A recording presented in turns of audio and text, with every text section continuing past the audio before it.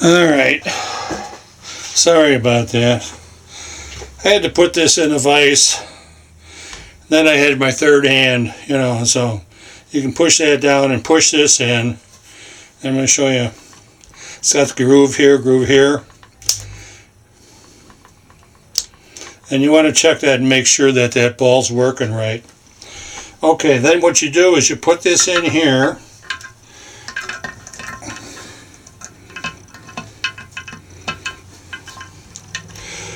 And you want to kind of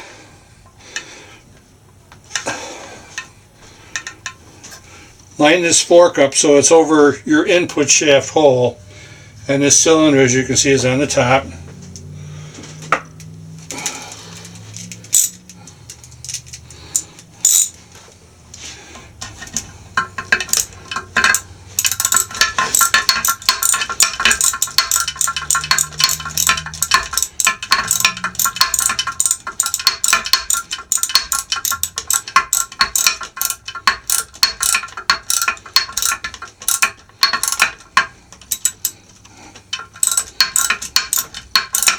Bring this down till it's tight. You want to torque this at 12 to 17 foot-pounds.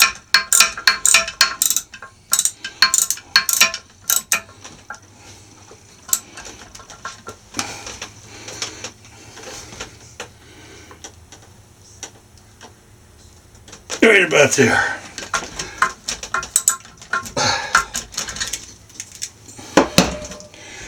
Alright, then this should still move like this, no problem.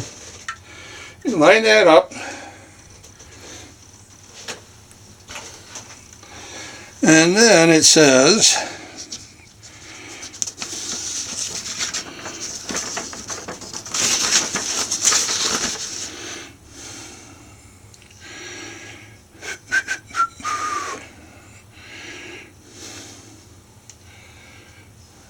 well, guess what I didn't do? I didn't do it again. God dang it, I don't believe it. I didn't put this fork on top of that thing. Geez, Steve. Are you sure you know what you're doing? I don't believe it. It's the camera. Being in front of the camera.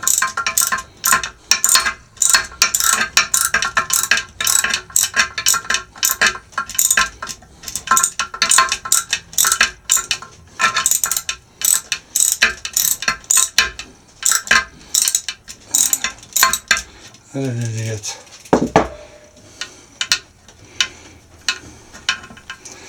Alright. I want to lift this thing up and get it on here. On that fork, in that notch back here is what we were talking about.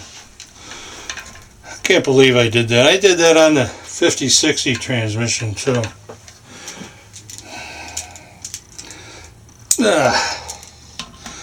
Well, I had a couple more minutes to the thing.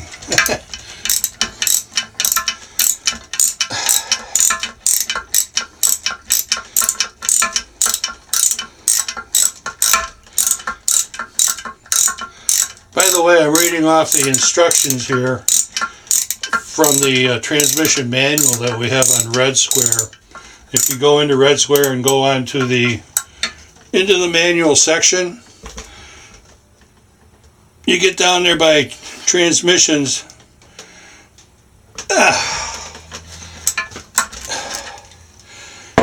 Manual transmissions. On the 4th page, you'll find this manual for all the transmissions that are manual on wheel horse tractors. Alright, there we go. Now what we want to do is we want to pull this up a little bit, and this is the thrust washer that goes in and just kind of sits on top of our input shaft hole. And then we have the fork gear. You can see the fork. And the fork goes down, I believe. Let me look. Yep. See, sliding the fork gear with the low range fork with the groove down. So it goes like this. Slide that in here. Alright, kind of line that up. Move that washer just a touch there to line that up.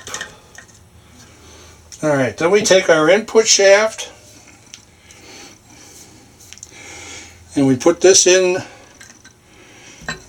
through the fork gear and down through the input shaft hole.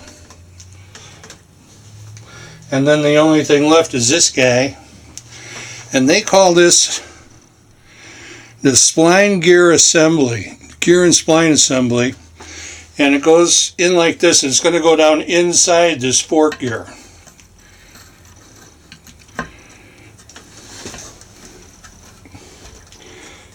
And that's it.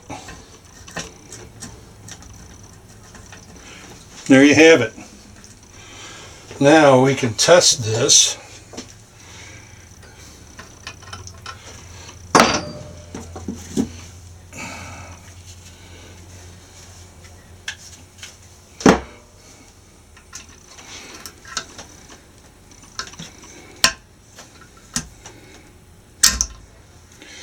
There you go.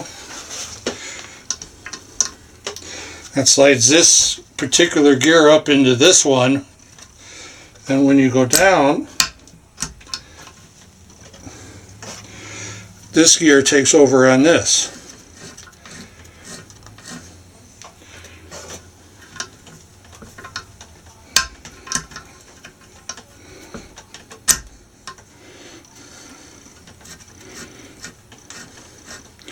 So then everything dries off of this thing, and it's half, or whatever it is, the difference in the range there. This is low range. And we're going to put it back in high range. And that's all there is to that. God, you believe it? I can't believe I put that fork back in here without catching that thing. Ugh. Anyway, everything's pretty cool now. Now the next step, and we'll do another video, is putting in the shift rails with the forks and the detent ball that goes in here, and then the fork gears go on at the same time that you do this, and pretty much then you've got your cluster gear and you've got your mushroom gear and your differential, and you're done. So I'm going to shut it off now, and we'll take a look and see how bad this really was. So, God dang it, I can't believe it. All right, talk to you later.